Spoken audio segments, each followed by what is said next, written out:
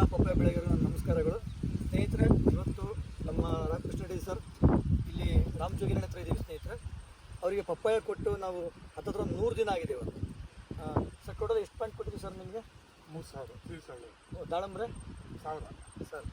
ಈಗ ಗಿಡ 3 ತಿಂಗಳ 10 ದಿವಸ ಆಗಿದೆ ಸರ್, 100 ಡೇಸ್ ಆಗಿದೆ ಇವತ್ತು. ಸರ್ ಗಿಡ ಹೇಗೆ ಅನಿಸುತ್ತೆ ಸರ್ ನಿಮಗೆ ಕೊಟ್ಟು ಮೇಲೆ? ಭಾರಿ ಚೆನ್ನಾಗಿ ಬಂದಿದೆ.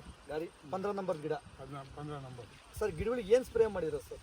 ಅದೇ ನೀವು ವಿವಾಹ ಕಂಪ್ನಿದು Viva Kisan king growth developer SSF spray ಮಾಡಿದ್ವಿ. ಭಾರಿ ಚೆನ್ನಾಗಿ ನೆಲಕ್ಕೆ ಏನು ಕೊಟ್ಟಿದೆ ಸರ್? ಡೆವಲಪರು ಕಿಂಗ್ ಗ್ರೋತ್ ಕೊಟ್ಟಿಗೆ ಗೊಬ್ಬರ ಕೊಟ್ಟಿದ್ದೀರಾ? ಕೊಟ್ಟಿಗೆ ಕೊಟ್ಟಿಗೆ ಗೊಬ್ಬರ ಕೊಟ್ಟಿದ್ದೀರಾ?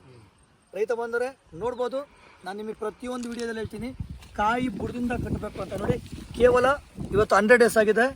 ಹತ್ತತ್ರ ನೋಡಿ ಕಾಯಿ ಯಾವ ಥರ ಬುಡದಿಂದ ಕಟ್ಟಿದೆ.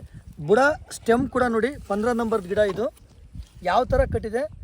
ಇದಕ್ಕೆ ನಮ್ಮ Vivo mart product Kisan king growth developer SSFN product ಕೊಟ್ಟಿದ್ದೀವಿ. ಇಲ್ಲಿ ನೀವು ಸುಳಿಯಲ್ಲಿ ನೋಡ್ಬೋದು ಹೊಸ ಚಿಗುರು ಯಾವ ಥರ ಬರ್ತಿದೆ. ಮತ್ತು ಒಂದೊಂದು ಕೊಕ್ಕೆಯಲ್ಲಿ 3 ಕೊಕ್ಕೆ ಅಂತ ನಿಮ್ಗೆ ಯಾವಾಗ ಹೇಳ್ತಾ ಇರ್ತೀನಿ. ನೋಡಿ, ಬುಡದಿಂದ ಕಾಯಿ ಕಟ್ತಾ ಇರೋದು. ಸ್ಟೆಮ್ ಕೂಡ ಯಾವ ಥರ ಇದೆ.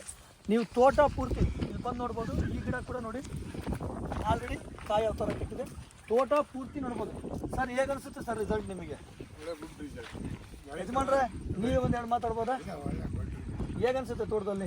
ಒಳ್ಳೆ ಖುಷಿ ಅನಿಸ್ತು. ಕಾಯಿ ಎಲ್ಲ ಗಿಡದಲ್ಲೂ ಕಟ್ಟಿದೆ. ಈಗ ನಾವು ಬರೀ 1 ಗಿಡ 2 ಗಿಡ ತೋರಿಸಿದ್ರೆ ಎಲ್ಲ ಗಿಡದಲ್ಲೂ ಕಟ್ತಾ ಇದೆ. ಎಲ್ಲ ಗಿಡ ಹೂವು ಯಾವ ಥರ ಇದೆ ಸರ್? ಫುಲ್ ಬಂದಿದೆ ಹೂವು ತುಂಬ ಖುಷಿಯಾಗಿದೆ ಸರ್. ದಾಳಂಬ್ರೆ ಹೇಗಿದೆ ಸರ್ ಅಲ್ಲಿ? ದಾಳಿಂಬೆ ಮಾತ್ರ ಭಾರಿ ಚೆನ್ನಾಗಿ ಬಂದಿದೆ. ದಾಳಂಬ್ರೆ ತುಂಬ ಚೆನ್ನಾಗಿ ಬಂದಿದೆ. ರೈತರಿಗೆ ವಿವೋ ಮಾಡ್ಕೊಡಕ್ಕೆ ನಮ್ಮ ಮಾರ್ಗದರ್ಶನ ಬಳಸ್ತಿರ್ಬೋದು ಸರ್.